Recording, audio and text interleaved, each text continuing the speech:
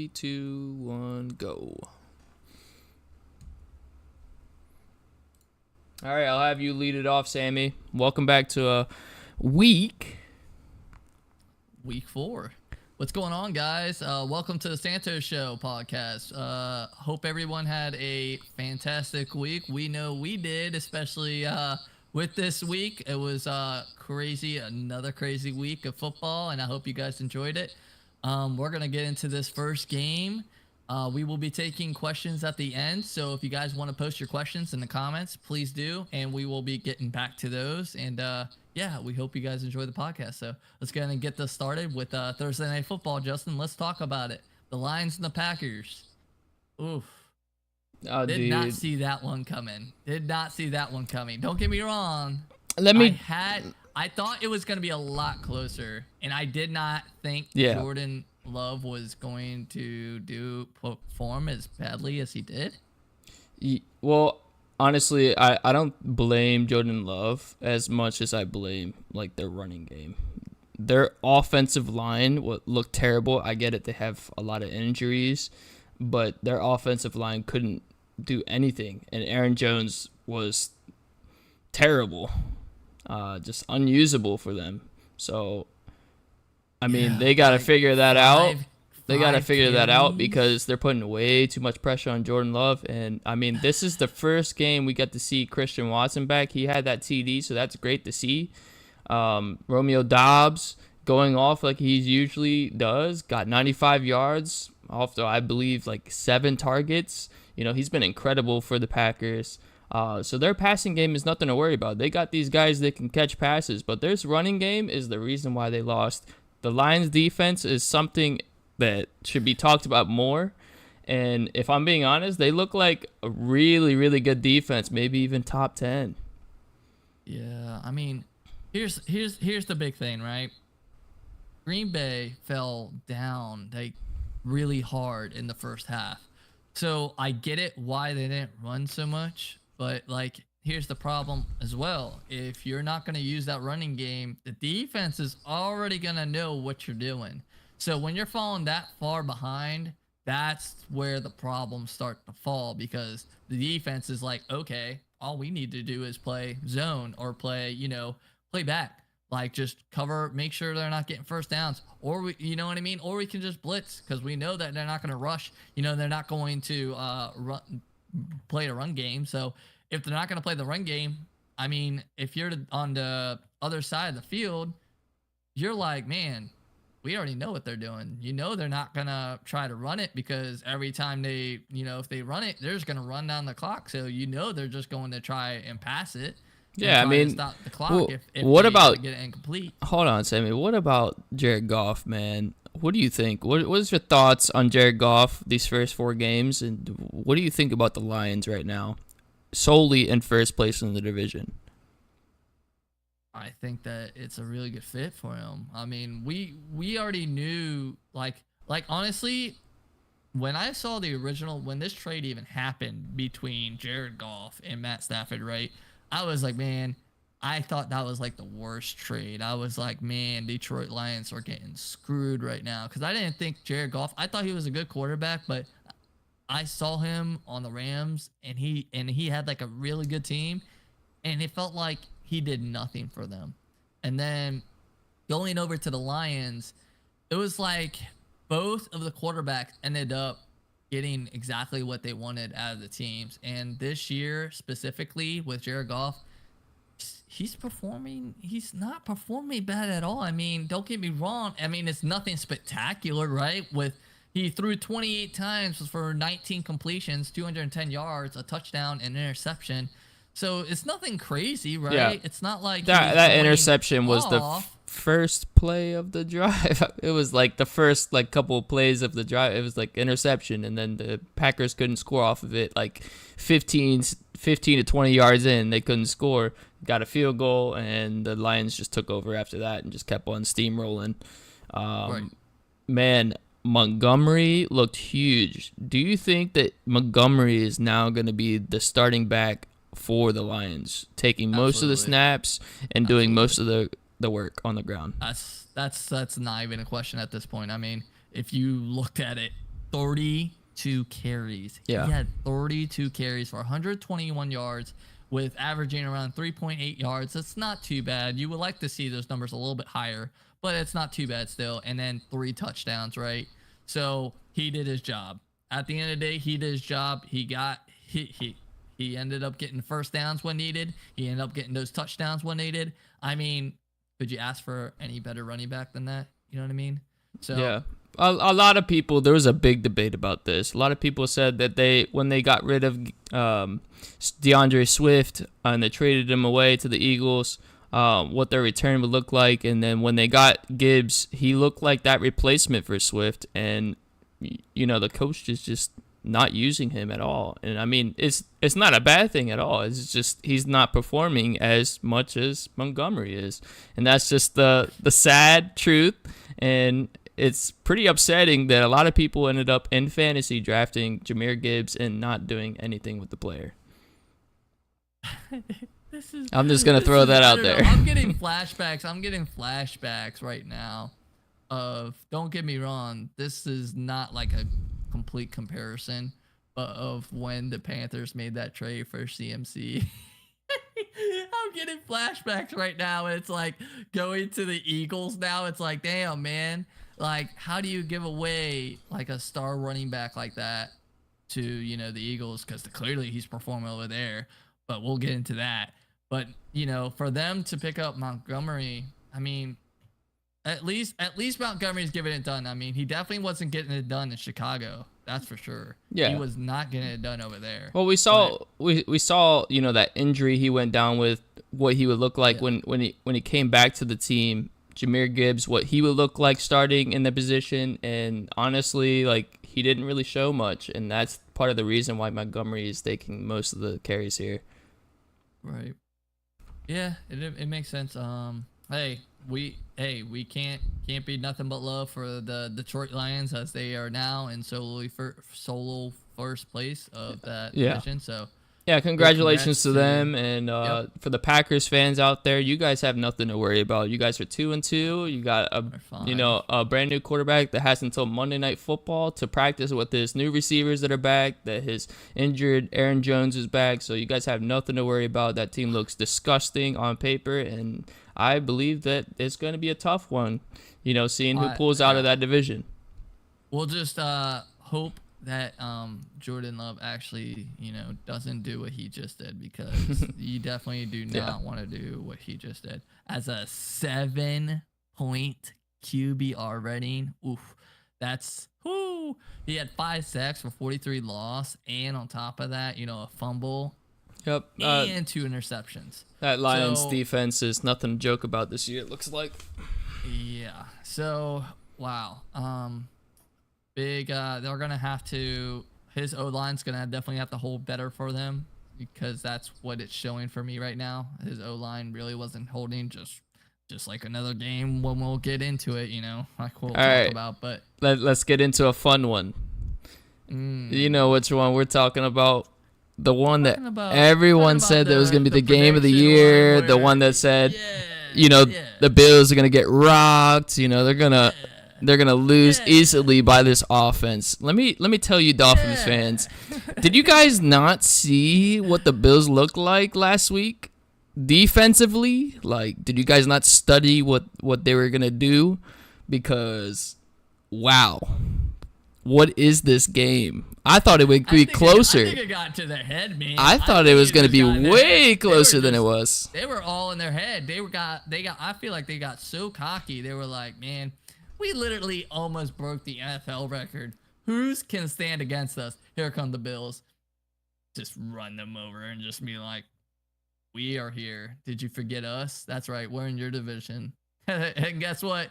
Even worse, now we're one up against you guys in the division. And just to talk more about their defense, man, guess who comes back possibly next week? Von Miller. Woo! The word is that he's starting practice this week, and wow, getting him in that defense, good Lord. Good luck everyone else, and good luck that division. Bills look solid offensively, defensively. Diggs, wow, what a move from that guy, man. Did you see that catch for that touchdown? Three guys? The wiggle. Yeah, dude, that was disgusting, man. It looked like he grabbed a controller and was hitting hitting the moves on them, man. It looked disgusting. I was like, just mind blown. This is what the Dolphins look like against the Broncos. Mind blown. Yep. After a lot of praising for Miami defense, or like, man, Miami defense, they're so strong, and then you got that crazy offense. Yeah, Miami's defense is not that strong against a very strong offense.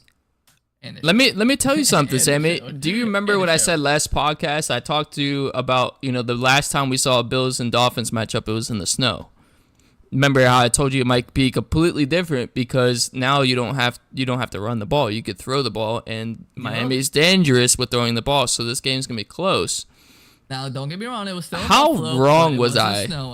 But it wasn't snowing. How wrong was I though? Like, yeah. It didn't snow, and Josh Allen I wish we could go back to a clip right now and you saying that last year. Yeah, I was just like, let me tell you, like, viewers.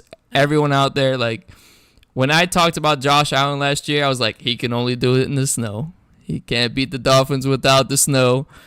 Ain't no way. It's because he's just running the ball and he's 260 pounds and he's a quarterback that is like 6'5". He can just body people and get yards forcibly, put his body on the line.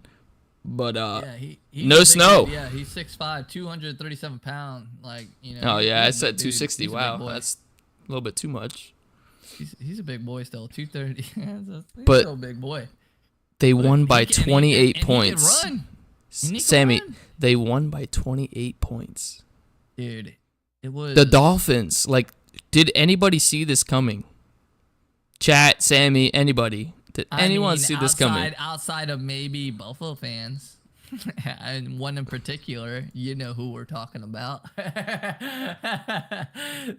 Now, he did say he thought it might have been a little closer, but at the same time, he did not doubt his Bills. That's for damn sure. He was like, it's like he knows their defense and what they're capable of, and he knows the Miami Dolphins offense. He just knows that their defense is going to hold their offense to a lot less. And clearly, the Miami Dolphins can't hold the Buffalo offense to a lot. Like, the Buffalo offense, like Miami's defense. Pretty much at all. At all. No. Nope. So it was, I'm sorry, like, they need to go back to the drawing board on the defensive side for the Miami Dolphins, because that was a very poor performance, letting the Buffalo Bills score 48 points against them. Yeah. They could have been tired from scoring those 70 points last week. Gotten to their head, thinking they're the best NFL team in the league. But whose fault's that? Agreed. You know what I mean? It happens, but they need a reality check and understand that this is the Buffalo Bills. This is the team that you guys are gonna be working towards beating by the end of the year to get that spot and make the playoffs. So. Yep. We'll see what happens. Could have had the solo lead in first for the AFC East, but now they are tied with Buffalo Bills, and they're technically not tied because now Buffalo has one over them in the division. Yep. So that's a hard blow for Miami. Hopefully they can win the next one when they have that rematch later this year. But definitely gonna need some work for sure. Definitely did not see as much as we wanted to see from Tyreek Hill. He only had 3 receptions. Don't get me wrong, he had 58 yards, but he only had 3 receptions. That's kind of unheard of. Like, they were covering him hard, and Tua could not find him. They just couldn't. I don't know if it was Tua. I don't know if Tyreek Hill was getting open, just like another person, like Jamar Chase was saying, like, I'm fucking open, hit me. And freaking the Bengals quarterback's like, oh, just throwing duds out there, not getting them to him. But I don't know. I mean, unless we were on the field, you really can't see if he was really open. So they're just gonna have to figure it out, because when they have a rematch later this year, they they're gonna have to win, because if they don't, Buffalo's gonna take number 1 seed. Yeah. Calling it now. And I mean, if they do, good for them. That'll be the first time in forever that they actually captured it. Last year, I think they shared it, didn't they? No, they shared it because of the Hamlin injury. Well, so they ended up sharing it. It went into a non. It went into a non-favorited team, like football field location. Yeah, so that was quite unfortunate. Yeah, so this will technically be their first year, like actually capturing it if they get it done since a long time. And let's talk about it. 4 fumbles for Miami. Hold on the fucking ball. Mostert, what the fuck are you doing, man? What are you doing? What are you doing? Yeah, pretty much gave the game away there. I think at this point, A-Chain's looking like the fucking number 1. I mean, he ran 8 carries for 101 yards. Am I wrong to say that? Nope. Is he's that a up and coming guy, and he's showing the amount of effort that it takes to be producing at that level. I was about to say, is that an overreaction? But no, I don't think so. Yeah, like 8 carries, 101 yards. He was averaging over 12 yards a carry, with 2 touchdowns. I believe his last name is A-Chan, pronounced A-Chan. A-Chan. Yeah. A-Chan, whatever. Did a little clarification. He came out and said everyone was saying his name wrong. Well, it is it's one of those names where you can, spell it, say it one way or another. So, I mean, we'll clarify it. A-Chain. All right, so that was a really fun game to watch, and I look forward to these two, battling this year and seeing who gets that top spot. But I do solely believe it's between those two now that Aaron Rodgers is out. Yep. And for the next game, Justin, we're gonna hop into the next one. We got the Denver Broncos at the Chicago Bears, where the Broncos ended up coming out on top, finally getting their first win after a crazy comeback. Freaking Chicago was up 21-7.5. So, and they ended up coming back. Let's talk about that, Justin. What do you think? What happened? 21-7. We're talking about the Broncos and Bears. Dude. Bears. The Bears just had it going, man. It looked like the Broncos defense that was against Miami. Let's just call it how it is. This defense is not good by any means, and historically bad in the NFL. Historically bad. So, if you're in fantasy league, start everyone against these Broncos teams this year, because it looks disgusting and looks abusable. And we just saw that Justin Fields hasn't done anything this year, and surprisingly, he does great against. Surprisingly, he does great against the Broncos. Yeah, he did. He did throw the game. He threw the game. He fumbled for pick 6. Yeah, but if you looked at that play, Sammy, do you really believe that it was his fault? Like, he was running, but he didn't see the guy behind him. The guy gave him a swipe, and there goes the ball. It was just like what Jordan Love, same kind of thing. O-line needs to hold better. It's one of those things where Justin Fields is constantly having to be on the run, and if he's not running, he's not gonna get much done because his O-line's not holding for him. Yeah, the Bears didn't have Mooney either. Mooney was told to sit out this game. He sat out, so it was just DJ Moore out there really, and we saw the plays he came out with. Yeah, I mean, 8 receptions for 131 yards. He was averaging around 16 per catch, and he got a touchdown. So, but Bears fans, at least it's good to see you guys still can make some kind of offense and possibly win a game or two this year. But man, if you can't win against the Broncos and that defense, it's looking like a wash this season, man. 0-4. You got to think about whether or not you want to rebuild. You got to think about whether or not you're trading away your number 1 quarterback, Justin Fields.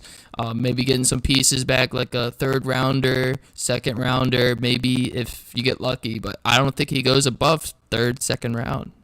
Is this an overreaction? Chicago Bears. I don't coach believe it fired? is. I don't believe it is. I think the Fired? Bears coach deserves to be fired. Did you see what happened? He literally went for a fourth down. They didn't convert. They could have got the field goal easy. Then the Broncos came back, kicked the field goal, and won the game. It would have been tied and went to overtime, so they still would have had a chance to win. But that decision right there just lost them the game, and now they're 0-4 and the worst team in the NFL as it stands. It's one of those risk reward kind of things, but you have to have like super big faith in your guys. And at the moment, That's Denver, just Denver. honestly, Denver that's just was on not the a run. call. Not Chicago. Chicago was already getting beat up by then. So Denver was on the run, and he should have noticed like our offense right now is not performing. They're not doing their job like they were the first half. We just need points right now. We need to get a field goal and at least give us a chance if they get enough field goal to get enough. You know what I mean? To at least make it a tie. Yeah, I just didn't understand what that decision making was. You know, this is the type of, you know, you call this, it fails, you get fired. Kind of, it feels like that, doesn't it? It literally feels like if you guys f this game up, someone's gonna go down. And honestly, all eyes are on the coach. It's just bad coaching. That's just a bad decision, and we've seen it this entire year. It's just bad decision after bad decision. And maybe it's the offensive coordinator, maybe it's the head coach, but I mean, overall, that decision to not kick the field goal at the end of the game was costly. I mean, I will say the NFC North standings isn't looking like that good anyways right now. I mean, you got Detroit with 3-1, Green Bay 2-2, Minnesota's 1-3. Like that division's actually looking pretty shit right now. So, Yeah, but can you answer this question, Sammy? Do the Bears look good defensively? and that's their problem. Like I mean, you just gave up 31 points to the Broncos. Don't get me wrong, the Broncos actually have a pretty decent offense, but I mean, This was all pretty much from the second quarter, or from the after half, third quarter, fourth quarter. It was 21-7. I mean, Russell Wilson, he threw 28 times. He had 21 receptions. He didn't do bad at all. He threw three touchdowns. He only got sacked once. His QBR rating was 33.3. Nothing crazy again, but I don't know, man. I just think the Broncos really was gifted a win here because they did not look good either. No, this was a very sloppy game. Hence why we're talking about it, because these two are the worst teams. This is to decide who's the worst team in the league, really. And unfortunately, with all that talk of offseason happening and saying how big Justin Fields was going to be this year, MVP level, by the way, people are going to say. He is not even close to MVP level anymore. Yeah. He looks like he deserves to be somewhere else, in my opinion. All right, let's go on to the next one, Sammy. We got the Bucs and Saints. Viewers, you know us. We're Bucs fans, me and Sammy. And let me tell you firsthand, we feel amazing to be Bucs fans right now. I'm riding the train. We are number one in our division. And we beat the Saints. Derek Carr still played.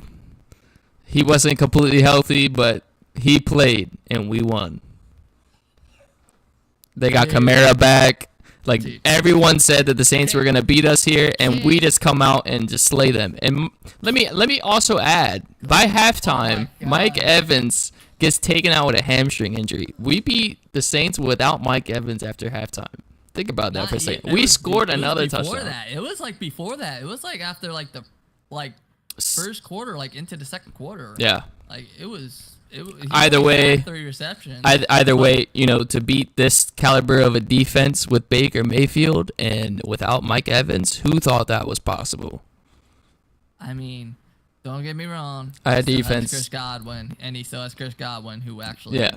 he put in work. And Who was Chris his Godwin- man Chris though? Godwin Who was is, who like, was his man Mr. though? Reliable. He threw that Baker threw mean, that it pick going for Chris Godwin in the end zone. And then we turned the ball over and ended up scoring afterwards. They turned the ball over at the 10 yard line. It was a fumble. It was a carry fumble. He did the But he best threw that to, like, interception prevent it. He right did there. You can't blame Godwin. He did the best to try to prevent that. Yeah, That was honestly it was on the Baker best that throw. way. Yeah. Yeah, and he knew it. But at the end of the day, he threw 32 times, 25 completions, 93 QBR rating. Bro, I'm not even going to lie right now. You can combine all of the NFC South, every quarterback from the NFC South right now, put all those quarterbacks together outside of Baker and compare them just to Baker. Baker still comes out on top. He's highly efficient with us. All of those haters that literally were saying, like, Baker's washed, he's trash, like, you guys made a terrible choice, blah, blah, blah. He has heart, and he is fighting. You see him out there. He is running. He is going for those first downs. He is using his legs when he has to. He is throwing it down the field when he has to. He's getting those touches when he has to. You know what I mean? He is trying to make the smart moves. He is throwing it out of bounds when he's getting chased. He's playing smart football. And honestly, he's playing great. He only got sacked once for 7 yards. Like, he's playing fantastic. I mean, and against the Saints defense, he only got sacked once? Yep. That's crazy. I believe the line was 2.1 in favor of the Saints. It was actually a little over 3. Was it? Yeah. Yep. And I mean, look at that score. Yep. Look at that score. Everyone's overlooking us. No one's giving us credit. We had that tough loss against the Eagles, but we are talking about like top 3 team in the league right now. So. And that's something I could always say with the Bucs. Our defense has always been that's always been our strong point. I feel almost every year. Might have been maybe 1 or 2 years I've watched where our defense actually was hurt, not performing, but that's only because we had players hurt, right? I feel like the only time our defense doesn't perform is when a lot of our star players are hurt. You know what I mean? So it's honestly goes to show that our defense and Todd Bowles, really he still has. Did you see what Antoine Winfield did? Antoine Winfield Jr. did. He did a lot. He was all over the place. Look what he did for our defense. He was in the end zone. He was at the court. I felt like Carr, he was the best player on our defense. Sweating. I felt like Carr was sweating. He didn't know what to do. He seriously didn't. He was just. Let me clarify that game. He's not the best player on the defense, but he's the best defensive player that game. He deserves the game ball for sure on that one. Yeah, he did an amazing job for us. He did an awesome job, and I couldn't be happier, man. We forced 2 fumbles and recovered them both. So it was awesome to see, man. It was awesome to see. So I'm really happy for our guys, man. We did a great job, have a tough, especially with Alvin Kamara coming back. Yep. We thought that actually this was going to be a really tough game. We got a big game coming up with the Lions pretty soon, Sammy. I don't know if it's next week though. No, because we have a bye. We have a bye coming up. So they're going to be. Oh yeah, it is next week. So next week we not next week, following week. Oh, okay. Next week was our bye. This coming week's our bye, and then the following week, that's got it. So we got the Lions, we got the Falcons, then we got the Bills. Yeah. How are we feeling against the Lions and the Bills? I think we go 2-1. I think we win 2 and we lose 1. And I think we lose against probably the Bills. I don't think we have what it takes yet to beat the Bills. I think hopefully we make it a close game, and hopefully our defense stops Josh Allen and that crazy offense. But Yeah. Afterwards, our schedule looks pretty okay. Like, it's pretty easy. We got the Titans. I don't want to say it's easy because we have the Titans and the 49ers. you never know. The 49ers are going to be tough to beat. The Colts, the Panthers, the Falcons, again, the Packers, the Jags, and the Saints, our last game. Honestly, I honestly, after this week, and I'm not trying to jinx us, right? I'm gonna knock on wood here, but I think we come out on top in the NFC South. I think we end up, I would love to agree with you. especially after how we just beat those Saints. And you can make the excuse, oh, Derek Carr, he was hurt. Oh, well, then he should not fucking played. It's that simple.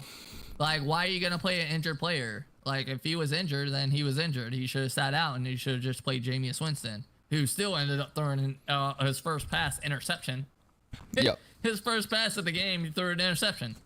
Like, They're like, we need Carr. so, it's like things haven't really changed, and it was funny because then the Bucs, like, they tweeted out like, and this is why we don't have Jameis Winston. Oh my god. All right, let's get into the next one. We got the Commanders and the Eagles. Yep. Very good game, very competitive, went into overtime. What are your thoughts about this game? My thoughts was to initially laugh at the Eagles, but let's hear your thoughts. Wow.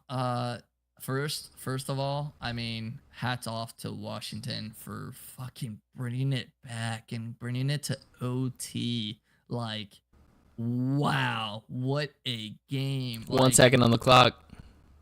And they brought it back to 2 seconds, right? Because it was 1, and then they rolled it back to 2, which it really doesn't matter. And it's end of the game. It was an incomplete pass. So it actually worked out in their favor, because if that guy would have caught it, he didn't even get in he wasn't in the end zone. Yep. He was at the 2-yard line. Yep. I was like, why is he not throwing it to the end zone? You don't have another play. If he catches that, you have no timeouts. You're screwed. Yep. So I was happy they dropped it, and then he threw it, and I could not believe the Eagles defense let that happen. I was like, how are you guys not all in the fucking end zone? Because that's where they have to go. They have to go to the end zone unless they do a touch and go. But he better be full sprint, and he better have guys in front of him, and he better hope they block in order for him to get in the end zone. You have a better chance throwing it in the end zone than throwing it to somebody and trying to get in there. Unless you have Christian McCaffrey. Unless you have Christian McCaffrey. But that's, yeah, this is also not the 49ers we're talking about. This is the Washington Commanders. Yeah. So, and for them to put up 31 points against the Eagles, wow. Eagles, impressive. You better wake the fuck up. You better wake the fuck up, because I know you are 4-0 right now, and you're probably feeling all high and gritty right now, but that feels like an L. Like, I'm not gonna lie, that feels like it was an L for most of the game until, towards 5 minutes left in the fourth quarter, when I believe that the Eagles pretty much had it. You had a lot of your fans sweating over a game, pacing around, blowout. Pacing around. Blowout. Yeah. Yeah, I mean, just kudos to the Commanders for doing that to the Eagles. It was fun to watch. I enjoyed every second of it. They came out, they got the toss, towards the, in overtime, they got the toss, and then boom, came out dry, and then gave the Eagles a shot. And when you give the Eagles a shot, anytime can be a score, and all they needed was a field goal to win. They ended up getting the field goal and winning, right? Yeah, the Eagles, they ended up getting a field goal to win it. Was Jake Elliott? What's his name?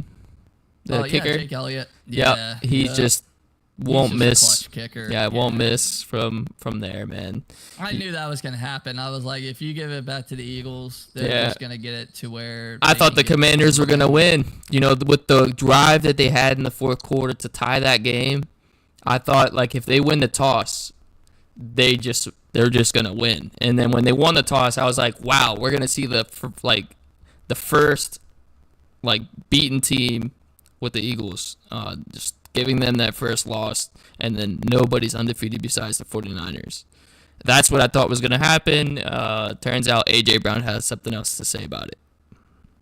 Yep, he turned up, right? 9 receptions for 175 yards and 2 touchdowns, averaging around 19 per reception. Honestly, it was against the Washington defense. They pass defense. I mean, come on. Let's be real here. Come on. Like I know about Washington's rush defense, but their pass defense. It's not. Yeah, but they're not bad. They're not bad, but it's not all there. Yeah. It's not on the level of like some other teams, that we can get into. So, and that's gonna be Philly's downfall. Like, did the big question in this NFC right now is, are the Eagles able to hold up against the 49ers? And it's still a no for me. It's still a no. Like, they need to show me a whole lot more if they're going to even compete with the 49ers. It's just that simple, especially with Brock Purdy literally not throwing. If their defense plays like they played against them last year, they're fine. Really, they're fine. The problem I see with that matchup is if the Eagles do not pressure Brock Purdy, it's over for the Eagles. They're going to have it together offensively. They have way too many weapons. But if their defense sticks with them, the Eagles should be fine. It should be a very competitive game, very fair game. We'll probably see a lot of flags on the Eagles side, just because they get a little bit too much competitive over there in the Philadelphia. Yeah. And is this an overreaction, Justin? Sam Howell, is he the one? Is he that dude for Washington? I think Quarterback position? I think that he's pretty much already better than Heineke. I do believe he is their quarterback in the future, but he does need some work. That's just gonna come with more time. Remember, this is like his first year, so just more time, more reps, kind of learning more of his receivers, kind of learning how the game goes, and from the fourth quarter to the fourth quarter. So we'll see how he looks and develops throughout the season. But I mean, that division is tough. You got the Cowboys and the Eagles. I mean, I don't really see anybody else beyond them.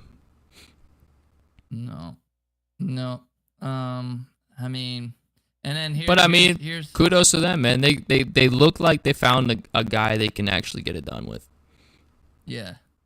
I mean, at the end of the day, I guess, I don't know. I mean, at the end of the day, if you're a Washington fan, you can't be not happy. Like you could be a little upset about it, but honestly, I take that as like a win in my book. Like, you almost beat the Philly Eagles, who honestly should still be like number 2 in the NFC, right?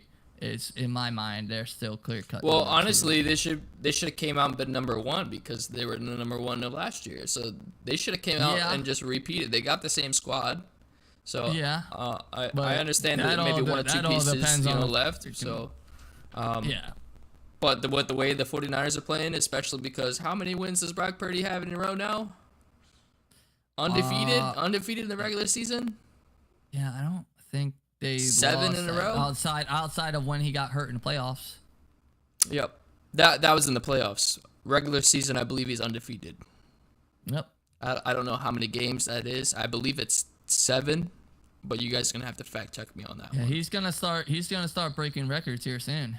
If he keeps it up, he's gonna start breaking records. That team just looks really good offensively and defensively, both around. Each game they come out, they perform.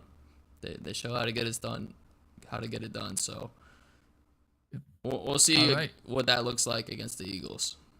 All right, and we're gonna roll into this next game, Justin, and we are talking about another crazy game. The Chiefs and the Jets that should have never ever been this close. And wow, Zach Wilson. I don't know where you came from because you're looking like a different Zach Wilson than I remember, and a lot of people remember, and a lot of Jets fans especially remember. So, wow, if he can do that, Yeah. what he just did all season, you know what? They actually, is this an overreaction? But they actually might come back and actually, you think they even eat out Miami? If Miami doesn't go in without like injuries, Tua doesn't go down, they still have number 2 at least. I don't think they beat out Buffalo. I don't believe they beat out Miami either. But like, it clearly showed the Jets defense is crazy. Let me the whole Patrick Mahomes. No, yeah, I agree. 18 completions with 30. He got it done on his legs.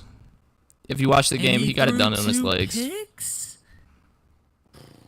Did you look and see what he had to do on his legs and throw it to running backs, throw it to Kelsey? He had no wide receivers in that game. His O-line literally couldn't hold their defense at all. They were getting right through, like back in Super Bowl with the Bucs. Like, we just went right through that offensive line, and he had to scramble almost the entire game, and literally couldn't even get out. I mean, we already knew that the Jets had this great defense, right? The problem was their offense, and this is why they brought in Aaron Rodgers. And let me tell you something, Sammy. By the end of this game, what did Zach Wilson do? Yeah, he folded. Okay, so I mean that's the thing, you know, he fumbles that ball, they lose the ball, and then there's pretty much the game. But he was humble about it. He put the blame on himself. He put the blame on himself. But the problem is the reason why they went and got Rodgers, because Rodgers wasn't going to do stuff like that in key moments of the game. It could happen. It could happen. It could happen. Absolutely. Yeah. It can happen anytime to any quarterback. We're in agreement about that. The problem I'm having is that Zach Wilson does this at the end of the game. You know, like with the game on the line. Like, this is not something you want to see with your star quarterback. You know, a guy that's putting on a nice display and then just tosses it at the end. I mean, look at Justin Fields, did the same exact thing. Look at Jordan Love, did the same exact thing. So, I mean, these young quarterbacks just need to understand that, like, the first half of the game, it's good to score points and whatnot. It's okay if you lose a ball, but when it gets towards the end of the game, with the game on the line, you need to understand that the ball security is the reason why, like, you can win. Like you're taking away your win factor if you fumble the ball. Gets in your hands whenever they hike the ball. Just make sure you secure it. Because if you look at his eyes, he tried to get a peek first on defense. His eyes were elsewhere. And don't get me wrong, that's not a bad idea. But the problem is, jump the gun. You jumped the gun, and then you lost the ball, and one of the Chiefs' defensive lines got through and was able to jump on it before you could get to it. So, yeah, that's all it takes. That happened. That's all it takes to lose a game, man. And honestly, it's tough. I know you guys see glimpses, but it's just one game. He's got to show me this consistently, and he's got to show me the fact that, can he do it in the fourth quarter? Can he hold a game to like win, or is he gonna be that guy that wins a game until the fourth quarter and then tosses it? Because we see many quarterbacks in this league do this exact same thing, and this is the reason why they get cut from teams. Yeah. So real quick, Justin, overreaction. Jets fans' faith has been restored. Overreaction. Okay. I think this was like Jets fans being doubtful of what they just witnessed, and then they need to see it again in order to like actually be like, okay, we can have a winning season. Yep, I agree. I mean, I agree. But I will say this: the Jets fans do feel a little bit better now if Zach Wilson can perform the way he just did, minus that fumble. So if he can just clean that up a little bit, start being a lot more, not in his head and just being alert and being like, hey, the game is on the line. I need to clutch. I need a clutch. He needs to add that clutch factor. So if he can start having that clutch factor in these tight games, I have a sense of where the Jets actually could potentially make a run and maybe even make a wild card. All right, last game we got the Seahawks and the Giants. Real quick, I just want to state the fact that the Giants look terrible. Oh, I mean, like, Daniel Jones. dude, like, Oof. I mean, without Saquon Barkley, no. without Saquon Barkley, this team is not good, man. You don't want to see, 2 interceptions. You don't want to see a fumble. You don't want to see any of these things. So when you have 3 of them in one game, ooh, it just looks unwinnable with 3 of them in one game. I understand that he had to get it done on his own feet. We saw what he did. Kudos to him. He still got the first downs. He's still pushing the team up the field. But those takeaways is the reason why he lost. And, do we see Daniel Jones being benched because of this in the future? I mean, you saw the head coach. He was freaking the fuck out on him. He was like, what the fuck are you doing? Like, he literally threw a tablet almost at him. He threw it right beside him because he was so pissed. I mean, like, I saw that, but he was so pissed. I mean, that offensive line. Let's just go over it, okay? The offensive line couldn't do anything. Daniel Jones is the number 1 most sacked QB, or at least most pressured in the league right now. And dude, how many did he have against him last night? Literally, like 11 sacks in one game. Yeah. Holy moly! And before anything else, let me tell you guys. Technically only 10. Technically only 10 because one of them was Paris Campbell. Okay. So they gave to Paris Campbell. Okay, so let me tell you viewers this. The last time, like, the record of sacks in a single game is 14. This is how terrible that defense was. This happened in 1952. This is how bad that offensive line is. This happened in 1952. This is a modern game. 11 sacks in one game. You're going to let that happen to the guy that you just gave all that money to, taking all those beatings and then getting it done on his feet, but taking hits as he does it as well. Very scary stuff that you want to see out of that offense. You don't want to see the guy you just gave a bunch of money to trying to get it done on his legs because his offensive line can't hold, so he can't throw it. And when he does throw it, it's risky. It's interception. And I mean, that Seahawks defense really deserves a lot of credit. Overreaction? Was Daniel Jones overpaid? I don't agree with that. I don't think it's an overreaction just yet. Just because we see that he can still, be good for the Giants. We saw that comeback against the Arizona Cardinals. He turned into that guy. But the problem is when he versus decent defenses or defenses that can get past his O-line, he struggles because he's forced to run the ball, which he's good at, but he's also forced to throw these crazy inaccurate throws that get intercepted. Yeah. And I mean, these receivers don't look good. They don't look good. Darren Waller is, that guy that everyone thought was going to come out and be their number 1 guy. Like, kind of like a Travis Kelce. Be the guy that gets them the first downs. Be the guy that gets them 20, 30 yards down the field. Justin, monster. But I get that. But the big problem is, and this goes right back to what we were just talking about. If the O-line doesn't give Daniel Jones enough time for the route to develop for Darren Waller, how the hell is he going to find him? You know what I mean? At that point, he's just sending it up and praying that Waller comes down with it. So because he's on the run all the time. So it's like the O-line just needs to hold better for him. Yeah. It's just that simple. Like, they just need to hold better for him.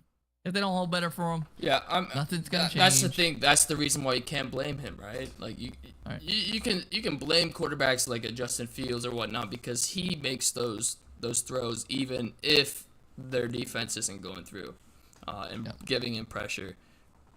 Daniel Jones, on the other hand, is looking like Zach Wilson when he's pressured. Yep. Agreeable? I mean, Agreeable. I mean, like, you got like 3 or 4 guys breaking through every single snap, trying to sack you. Like, you're running for your life the entire game. So that's pretty much how that game went. And geez, kudos to the Seahawks. 3 takeaways, 11 sacks, 10 sacks. Disgusting. Just absolute domination of a game. Steve Carroll loved it. Was dancing on the sidelines. Giants fans were leaving the stadium after halftime. That's just the sum up that game. You know, Giants fans are just not happy with what's going on. Nope, not at all. All right, so you have any input on that game, Sammy? If not, let's just take some questions and go over some of these games. So real quick, I want to come up with a new segment. This is called the 2-minute drill. And with the 2-minute drill, Justin, I think we should go hit every team, and we got 2 minutes to talk about the teams now we didn't hit. So 2 minutes for every single team we didn't talk about, and we'll move on immediately to the next one. Sound good? Yeah, that's fine with me. All right, first game. So I'll start the clock now. First game, we got Falcons at Jags with them playing over in London. Jaguars coming out on top, 20-37. What's your thoughts on that, Justin? My only thoughts is Desmond Ridder can't throw the ball. Yeah, I mean, it's pretty bad. It's pretty bad when you see literally the quarterback. He's not the guy. I'm sorry, he's not the guy. I mean, maybe in the future, I understand. And I mean, it's tough too because that Falcons team, you know, they were scored on, but that Falcons team, like, that defense is not bad. Like, on paper, they're not bad. So no, they just couldn't score. Their defense was on the field constantly. You know, fatigue hits. You know, like, it happens. And then on the other side of the field, we got the Jaguars where, you know, they ran the ball effectively. They threw the ball. Trevor Lawrence didn't look amazing, but, you know, like, he still ended up getting it done. Got 23 points on the board against a decent defense. Good bounce back from the last game because the last game they looked terrible offensively. Yep. But, yeah, both of these teams are both 2-2. You know, we have yet to see what's going to come out of these teams yet. It's too early to say. Yeah. As Atlanta now is actually ahead of New Orleans 2-2, because over point wise they are 77 points over the New Orleans, who is 76.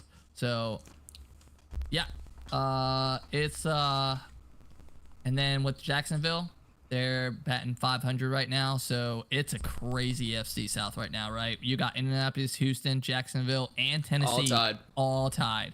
So it's going to be kind of crazy for them. All right, 2 minutes is up. On to the next topic. So the next one we got the Ravens and Browns. Let's catch up on that, Justin, real quick. What you got? Mark Andrews. Mark Andrews. I mean, what a beast. What a beast, man. I knew it. I said this last podcast that we were talking about the Ravens, right? We were like, Mark Andrews. Give the ball to Mark Andrews. He's reliable. He can catch the ball. He can score you touchdowns. And what did he do? That exact same thing. So look how they won that game with ease. Oh yeah, with ease, like 28-3. I know all the Ravens but fans I mean, right now feeling great now. They're top of their division. It wasn't that type of game that you can really say that was fair. You had Deshaun Watson out, and you had a rookie 3rd round or 4th round quarterback come in and start for them. Threw 2 picks, did not look good at all. They couldn't get the run game together with Ford. It just looked like an absolute disaster offensively, and that's just what a quarterback does for your team. When you miss out on a quarterback, that can happen to you. So I don't look at this game like the Browns they got deleted and they're not going to do anything this season. They didn't have Deshaun Watson, so this is a complete different team without Deshaun Watson. Look what Mari Cooper did, like 2 targets. So I will say though, I think Lamar Jackson is starting to like Zay Flowers a lot. I will say that. He's definitely finding him in a lot of yards. Like every time he's passing to him, he's getting over, almost freaking 10, 15 yards of play. So it looks like he's found definitely that new target for sure. 2 minutes is up. So let's go ahead and bounce to the next one. We got the Bengals at the Titans. Oh, okay. This is going to be a tough one to get in 2 minutes, but let's do the best we can, Justin. What you got? Derrick Henry threw a touchdown pass with his hands. He threw a touchdown pass. That just sums it up right there. Yeah. They allowed that to happen from a running back who is 29 years old. Just monster guy running over them and then drops back, takes a snap, and throws a touchdown. Just got to put that out there. And what do we think about Joe Burrow, man? What are we doing with him? Are we sitting him? Are we keeping him in? What's happening? No, are we giving this guy more rest? Because honestly, he really is not performing this year, and it is hurting the Bengals bad. And this is exactly from Jamar Chase himself in his words. The question that was asked was their question was, are you getting open? And you know what he said? Fuck yeah, I'm getting open. I'm always fucking open. That was exactly his answer. I'm always fucking open. So him saying that is saying something to Burrow in a way. Yeah, I don't know. Do we know yet if Burrow is 100% healthy? I know that he's been playing for the last 2 games, but do we know if he's actually 100% healthy? Because according to the head coach, he just does not look. He is. He doesn't look right. He doesn't look like the same guy at all. No, not at all. Like, I'm honestly it's just a sad. I feel bad for the fans right now. Man, it is so sad. Imagine only scoring 3 points against Tennessee Titans. I mean, kudos to the Titans. Titans go down 0-2, and then they won their last 2 in a row. So good for the Titans. Got back to 2-2. Made it 500. Made it back to 500. Good for them. Yep, as they are 2-2, as they're tied with pretty much all the other teams. And that is 2 minutes. On to the next topic, Justin. We got the Rams and the Colts, with the Rams coming out on top 29-23. One word. Puka. We said it at the same time. I mean, that's it. The guy is magnificent. He's already breaking records. The dude is lighting it up, always open. Literally always open. Catching throws, on the ground, like diving for them, making one-hand grabs. Like, this guy can do it all, and he scores his first touchdown in this game to walk it off. That's just incredible. Wow. Incredible. Now, with Cooper Kupp coming back, I honestly believe that this is going to be a split between Cooper Kupp now and Puka. I honestly don't think Cooper Kupp is going to get duo that MVP caliber, like the MVP, like amount of catches that he used to get. And he's not going to be getting the same amount of targets at all. But I do believe that this is going to look more like how the Bengals last year looked like with Jamar Chase and T. Higgins. This is kind of like that same kind of offense. Yep. And honestly, this is going to be disgusting because we saw Puka, who, came out and just absolutely slayed every single game. Had that injury, still came back, made it look like he didn't have an injury at all. Yep. So we got 10 seconds left. Real quick, I just want to touch on standings. Indianapolis now is in the lead. Tied 2-2 on that we just talked about. And then the NFC South, Los Angeles fell 2-2 behind Seattle, who's 3-1, and San Fran, who's 4-0. Yeah. So tough division, but I mean, they're gonna have a really, really fun time with both of those receivers being on the field for them. Yep. All right. On to the next game. We got the Vikings at the Panthers, with the Vikings coming out on top 21-13. One word for that. Bryce Young is not performing how he should. New quarterback. I mean, what did I say? What did I say? My first podcast with you, Sammy. What did we say week 1? What did I say week 1? I said that he couldn't throw. Look at it. It's obvious he can't throw. At least at this level yet. And I don't know why. I understand that they're 0-4 and they might as well roll with him because they have him. But Andy Dalton is clearly better. If they want to have a winning season, or at least try to have a winning season, Andy Dalton's their guy. But clearly they don't. They made it obvious that they were going to give this rookie guy, they used the number 1 overall pick on him. So, this guy is going to take time. He's going to be good, possibly. He's going to be bad, possibly. But so far, the number 4 pick in C.J. Stroud is looking way better than Bryce Young. Yeah, I mean, you're not wrong. I mean, and here's the question, Justin: Do you keep Bryce Young as your quarterback moving forward? Yeah, I think I do. They're already 0-4. You have the Bucs that are 3-1 in the same division. Realistically, what is your chances with the Bucs and the Saints looking as good as they do? Yeah. No, you're not. Besides on Sunday, the Saints didn't look good, but Derek Carr wasn't 100%, and our defense also just made it that difficult on him. Agreed. All right, on to the next one. 2 minutes is up. All right, we got the Steelers at the Texans, with Steelers getting their ass kicked 6-30. C.J. Stroud. That's all I have to say. Same thing. C.J. Stroud and what a performance. Nico Collins. Yeah. Nico Collins. Yeah. 7 receptions for 168 yards and 2 touchdowns. What? The thing that's weird is we don't know between Tank Dell and Nico Collins who is gonna be better overall as their number 1 wide receiver. So it was kind of split. But I think Nico Collins definitely told everyone without a doubt that he's the number 1 wide receiver for them. And here's the question, Justin, that everybody is wondering: Kenny Pickett, is he that guy for the Steelers now? Let me tell you something. At this point, do we put in Trubisky and just risk Steelers fans should be disgusted.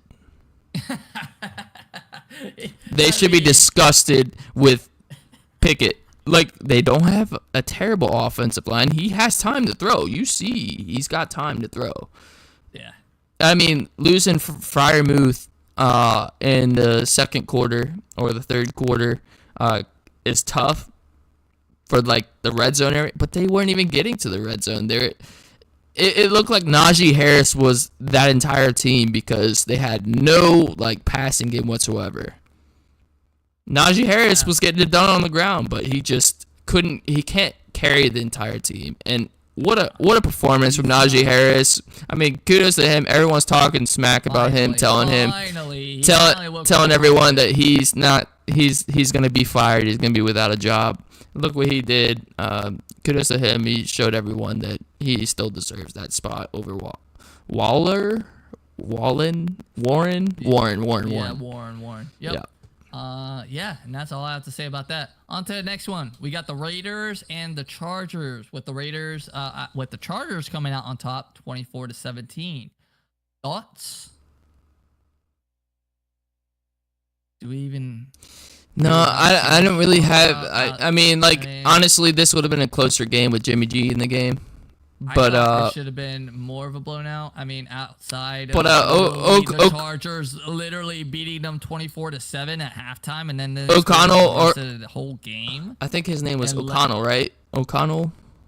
Yeah, O'Connell. So he's a rookie, 4th-round pick quarterback. You can't throw him in the game and expect him to carry that offense against the Chargers. Against the Chargers that are really good. I mean, dude, the Chargers are terrible. The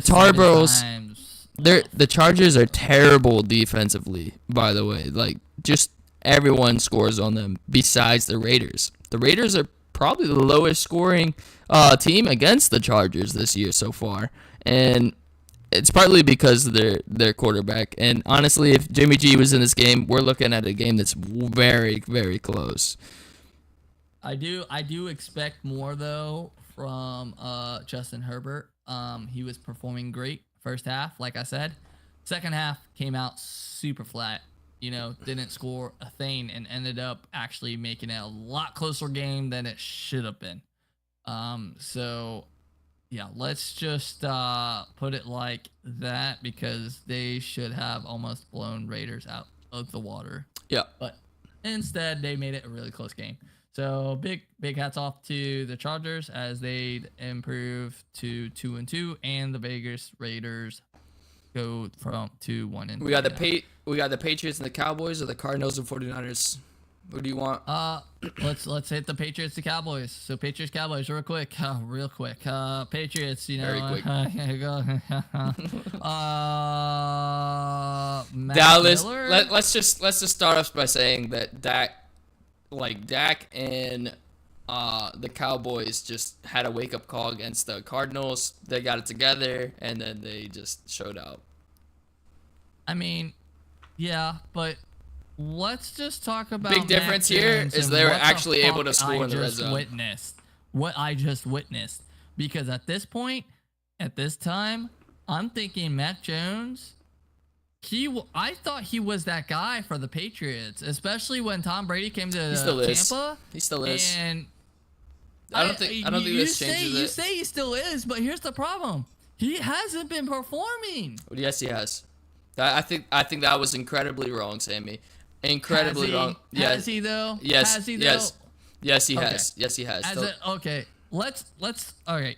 Real quick. I don't want to get over in time, Justin, but we'll talk about his QBR rating right now. You want to hear his QBR rating? He is 25th right now, 44.7. He's had 5 touchdowns and almost just as much as interceptions. He has 4 interceptions with 898 yards. Justin, it's not really showing me much. I mean, like he's done good things against great teams. The thing that sucks is that the Cowboys have a really good defense, and they were shown a weakness last week, and they got it together. They did some work. That coach really went out there and coached them on their defense. And why did they let that happen against the Cardinals? I think they showed it here. They just absolutely got to Mac Jones, just deleted him. Disgusting. Yeah, it was disgusting. Stevenson couldn't get it together either. And I get that what you're saying. Oh, they put up a fight against the Eagles. Oh, he put up a fight against the Dolphins, and he ended up beating the Jets. Justin, I don't care about putting up fights. I want him to start clutching them. That's his. But I mean, he's gone against pretty good defenses. I don't know what the rest of the schedule is looking like, but I think that this team is not great by any standard in the NFL. But I want to say that the Patriots aren't completely out of it either. And then that's 2 minutes. So let's go ahead and talk about the last one. Last one we're talking about. Cardinals. All right, let's just make it simple. CMC. Or Niners. Done. Yeah. One word. CMC. Dude, the dude is just a beast. Let's talk about that hurdle, Sammy. Oh my goodness. First of all, you know what? He used to be a track star. So honestly, it didn't surprise me that he did something like that. He used to be a track star. He actually used to hurdle. Hold on. As one of his track things he used to do. He used to do hurdles. Dude, this is a NFL game. This is a real I get it. NFL game. I know. That guy was full-fledged about to tackle him and go for his legs, and he went whoop, and just jumped right over him for a TD. Not for a tackle before getting a TD, not going out of bounds, not like stopped to the 1 yard line, 2 line. He got a TD off of it. That was one of the best. It's going to be shown on highlights for a while because that was disgusting. He scored 3 touchdowns this game. Absolutely did. 4 touchdowns, just total demolished. Total 4, 3 rushing, 3 rushing. He was everything about this offense, and the crazy thing is they also had 3-4 other studs that can get it done like that as well. So this team looks disgusting. Big props to Christian McCaffrey. Now, overreaction or not, does CMC have MVP chances this year? Absolutely. It was crazy because the number 1 prime candidate actually was Brock Purdy, and how he's been performing lately. But how is CMC? I think he was like 7th or 8th. I think his chances just went up to like 3 or 2 at this point. Like after this incredible game he just had. I think that without Christian McCaffrey, I've already said this. If he gets hurt, I don't think the 49ers would be the same team. Yeah, I no, everyone absolutely agrees. It's like losing, like your number 1 guy, the guy that you went out and got in free agency, and dude, like when they got him, I was just super pissed, man, because that team is absolutely stacked, and when you have a guy that can also pass catch at that level, it's just insane. Oh yeah, and then Deebo Samuel out. Oh, no problem. We have Brandon. And the crazy thing is that they have so many options because Deebo. Let's not forget he can also run the ball. So they have two guys that can catch and run the ball on the same team at the same time.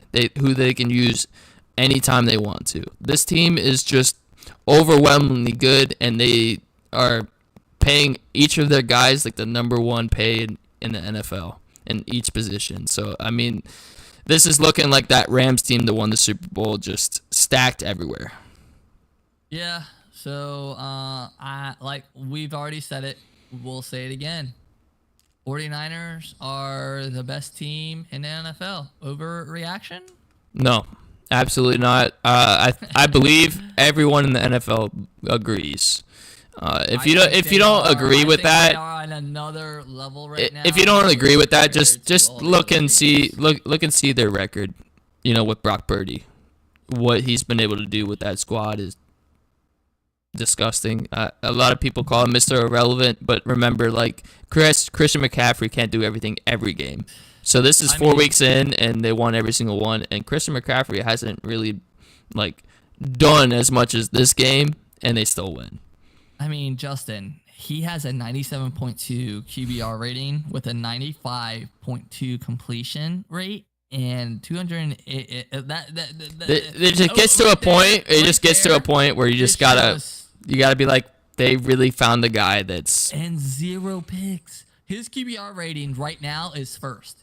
He's first. He is 84.6 right now. They knew from the get-go last year. They got rid of Jimmy G, and they got rid of Trey Lance, who was supposed to be their starter after Jimmy G, who's supposed to be learning behind Jimmy G and then starting. Got injured that first play, and then didn't play the entire season, got traded away to the Cowboys as a third string.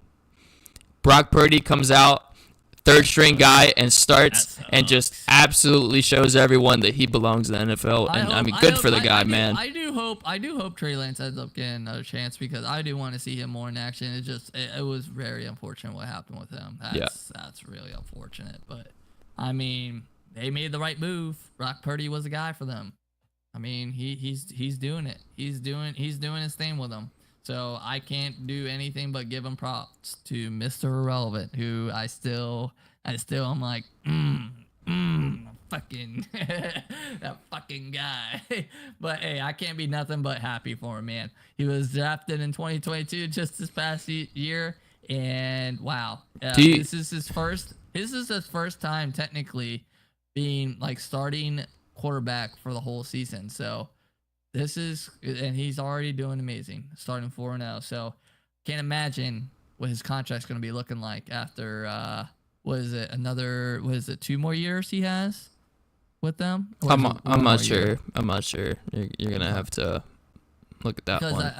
I'm pretty sure they get 4-year deals whenever they go into the NFL. So if it was a 4-year deal, he got drafted in 2022, it would be 2026 when he could technically most likely he's going to be extended 100% of he's going to be extended. Unless he starts pulling a Lance and starts getting hurt a lot. But he's doing great so far, so as long as he keeps doing what he's doing and staying healthy. This year they really can't afford it. After this year they have to get rid of people. So this is win or bust situation, just like with the Rams. It was win or bust, guys on 1-year deals. So this team looks completely different after next year, or after this year. But I mean, as of this year, right now, they are completely stacked. Any final thoughts, Sammy, of any game? Anything that stood out? Any information that we might have left out? Anything you want to tell the viewers? Because no. let's go ahead and close this one out. And I think honestly we hit every topic. Hey guys, if anybody's watching, we can give you guys an extra minute. If you guys want to type any questions you guys have, please type your questions now. Me and Justin will probably ramble on about something else real quick. But yeah, type your questions now. We can answer them here in about a minute. If not, hopefully we can catch you guys next podcast. Or like I said, we're going to try to push out a schedule to you guys so you guys can be more on like knowing when we're starting to stream, and so we can be a little bit more on schedule with you guys and just make it a little bit easier for you guys to keep up with it. But like we said, it's on YouTube, guys. You guys can always check it out there. You guys can't obviously you guys can still comment and ask us questions in there. We can get back to you guys when we can. We'll definitely get back to you guys' comments. But yeah, we're already doing a lot better. As you can see, we're only 76 minutes in, so an hour and 16. Not bad at all compared to the last stream. So yeah, if you guys have any other questions, please let us know. But outside that, I feel like, Justin, we've hit everything. I agree. What's left to talk about is really just fantasy. And I mean, if you guys are interested, we'll do a poll later on in one of our streams to see if people want to talk about fantasy with us. And people want to start talking about fantasy with us, we'll dedicate another day for more fantasy talk. And then if I have time, or if Sammy have time, we can always go live and talk about fantasy and talk with our viewers. So I mean, It just really depends on whether or not we have viewers to talk to. So I'd appreciate it if you guys go down and click the notification bell, subscribe. Yes, start talking in chats. We'd love to talk to you guys, give you guys more input on our thoughts, what you guys have in fantasy. Any kind of questions that you guys want to talk about, put those in the chat, and we'll follow with them accordingly. I agree. So, all right. Well, I'm not seeing anything. So yeah. We appreciate you guys. Like I said, if you guys tuned in to watch and you guys were just, kind of like surfing, kind of seeing, we hope you guys enjoyed this podcast. But yeah, we're gonna close it out now, guys. We appreciate everybody tuning in. We'll catch you guys next Tuesday for the next podcast, and hopefully it should be another great one.